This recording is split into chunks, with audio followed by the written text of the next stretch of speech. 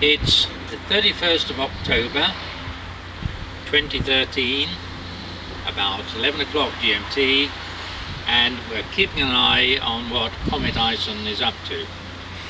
Now, one of the things that we think is going to happen is that it's going to move around so that the shield, which is protecting it from the sun, is always facing the sun.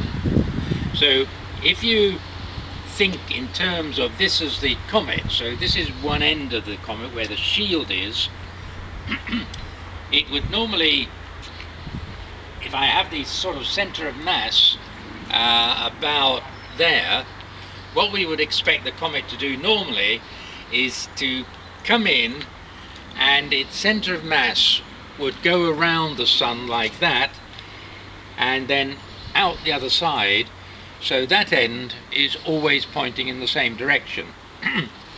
But what we think is going to happen is that as it comes in, this is the shield bit which is protecting the comet from the sun, that is going to move around. So the comet is going to be rotated, and as it goes around the sun, so this shield is always facing the radiation from the sun.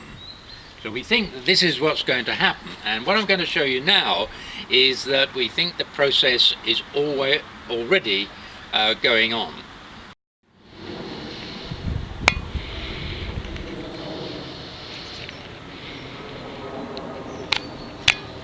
I'm in the center of the comet now, the actual big chunk of what we think could be granite, which is forming the main mass of the comet.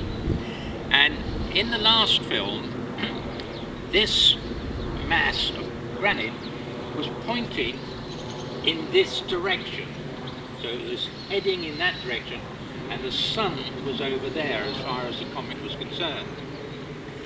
But the comet, which has been traveling at 85,000 miles an hour, is picking up speed now, and as it gets closer to the sun, it'll be getting up into 800 and something miles per hour, very fast indeed. And as it goes closer to the sun, it's got to change its direction, and this is already started. So this is the new direction of the comet. So the comet is trying to face the sun so that the radiation is coming in and hitting the screen or the shield around it. Now the shield is in this sector here. That's going right the way round to about here. And the sun, the rays of the sun are indicated by these panes coming in. And already the sun is actually shining on part of the comet which has not got the shield. And so the sun is shining on this section here, and the shield is a bit further over there, and later on today we are expecting that this comet will be moved around, and we're hoping that we're going to actually see them moving it. My colleague Nigel Hughes was watching this process yesterday and actually saw the engines going and the comet being moved round to a new direction. Now, as it gets closer to the sun, the orientation of the comet changes relative to the sun more and more quickly.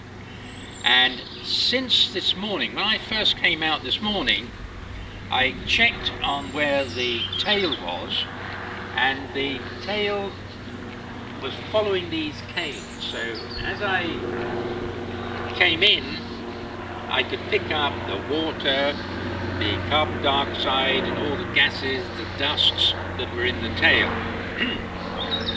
But in the few hours since I did that, the tail has now moved over and is now in line with this. So the sun is more over there and the tail is being moved around in a sense, relative to the comet, by the pressure of the sun.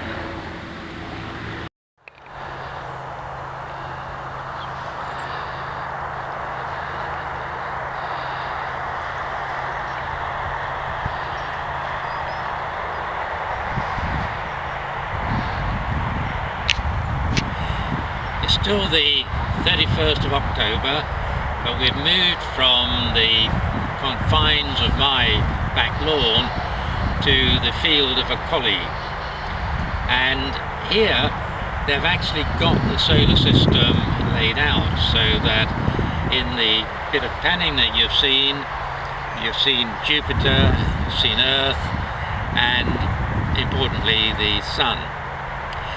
Now the reason for moving to this field is that we can get the inner solar system out and show the position of the comet in relation to the planets and to the Sun.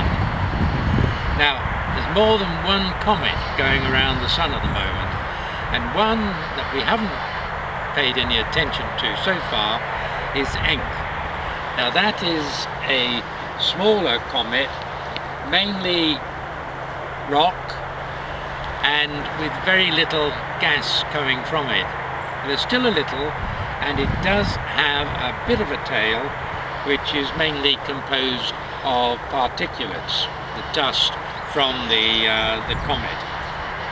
Now interestingly, it still has a retinue of ships around it, and the white crosses that you see around the comet, this is the head of the comet there, these are actual ships in attendance, so as to speak. And the particular species that these ships belong to are what we call the GILFs, or the Galactic Intelligent Life Forms, different species to the one that's associated with Ison.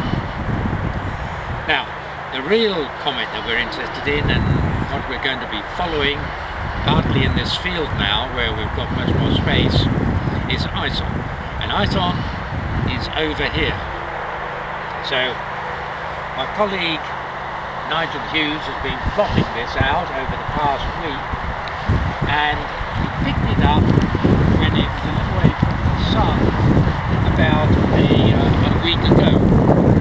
And at that time the end of the comet was here with the tail streaming away from the Sun. And as the comet has been coming in, and during October it was travelling at something like 86,000 miles an hour, but gathering speed as it got closer to the Sun, you can see that the tail in general is pointing away from the Sun. So the comet has come along, and at the present moment, today, it's about here with a nice tail forming, and I'm standing in it at the moment. Now, back on my back lawn, we looked at what was happening, and we now realize that the comet, in a sense, has this shield in front of it.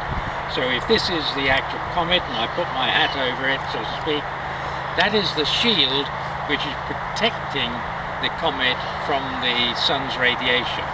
And so at this particular point, we've got the shield pointing towards the Sun with the tail coming back here. And from the rest of November, what's going to happen is that the comet is going to go around the Sun, but the shield will always be pointing towards the Sun and protecting the mining reserve, if you like, from the radiation of the Sun. And it'll be going around like this. Previously I demonstrated it with a pumpkin, but here we've got the actual magnetic hologram of the Sun to play with.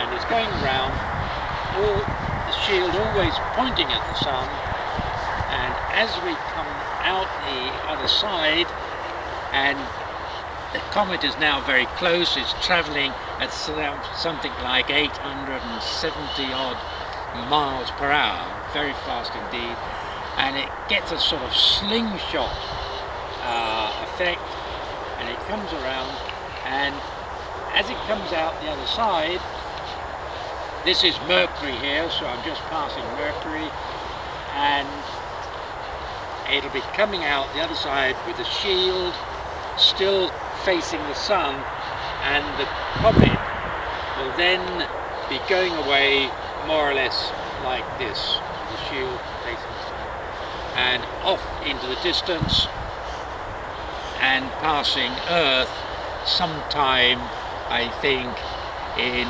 January.